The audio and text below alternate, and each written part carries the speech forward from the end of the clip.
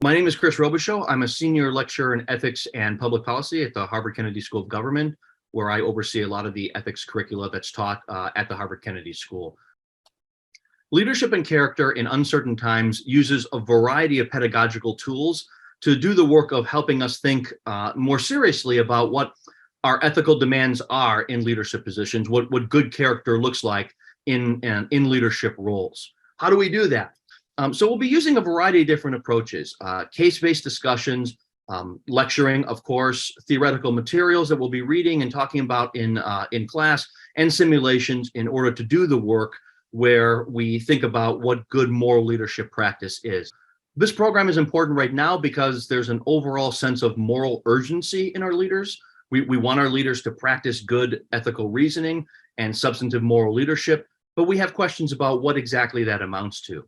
So this program is meant to provide a space for professionals to come together and to ask and answer those questions and to accept and tolerate reasonable disagreement about what quality moral leadership looks like. But there's a hunger out there in the public, and I think there's a recognition amongst ourselves as professionals and as leaders that we can do better. This program is meant to provide an arena in which we can start thinking about what doing better looks like. I don't think there's one and only time when a program like this should be considered by you.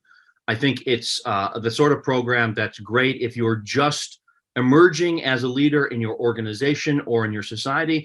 I think it's great as a program if you've been, exercising authority and leadership for decades and really want to step back from that and ask yourself about, further tools and skills that you can develop in the space of moral leadership.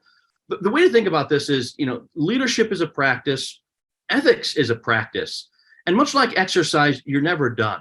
And so this program is meant to give insights to emerging leaders as well as to give insights into individuals who've been practicing high-level leadership for decades and decades.